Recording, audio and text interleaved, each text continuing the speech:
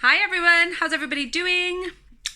So jumping on to talk about blood sugar today, and the reason I'm jumping on talking about blood sugar because when I am working with women on any sort of hormone program, whether that is for fertility, for weight, for any sort of hormonal conditions such as PCOS, endometriosis, fibroids, or anything in that line, we always look at balancing our blood sugar levels. So that is always step one. It's always month one of my 3 month program because we always work backwards in functional nutrition. We're always getting to the root of the cause. So even though symptoms may be further along the chain, I have yet to meet somebody, to be honest, with hormonal issues that have correct blood sugar regulation. So we're concentrating always on the first month on our blood sugar levels.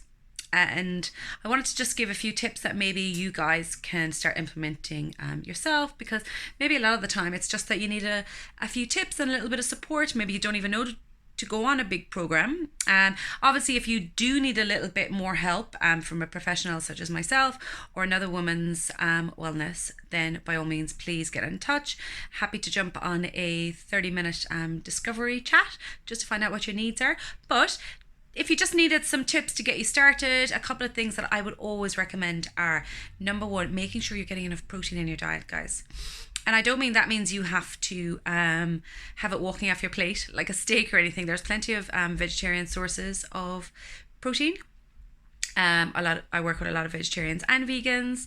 So just making sure that you're getting enough protein with every meal that you're having. So that can be your beans, your pulses, your edamame beans, your green seeded vegetables tend to be quite high in protein for vegetarian sources, or it can be your lean fish, your lean chicken, prawns, turkey, whatever the protein source you like is on that plate. Making sure is with all of your meals, breakfast, lunch and dinner, and making sure that you're having some protein snacks as well in between, because protein helps to regulate blood sugar.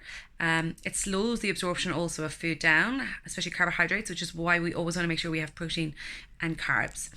The next thing I would probably suggest is always making sure that you're looking at your portion sizes. And yes, I'm all about the portion sizes, and I know I bang on about it a lot, but it makes a huge difference because a lot of the time it's not about we're changing lots of the food that you eat and enjoy. It just might be that we need to adjust the portion sizes because they're not reflecting your activity, your stress levels, where you are in your menstrual phase.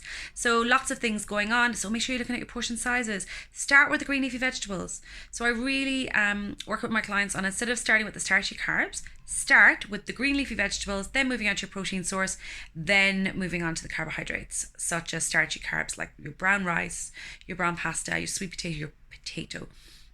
All of those starchy carbohydrates. So there are two tips, but they're really, really important ones. They really do make a huge difference to people. So maybe try and implement that for the first few weeks. See how you get on. DM me, ask me any questions, let me know how you're getting on. I love to hear. And again, if you need any more in-depth help, DM me and we'll chat. Okay, guys, have a good evening. Bye.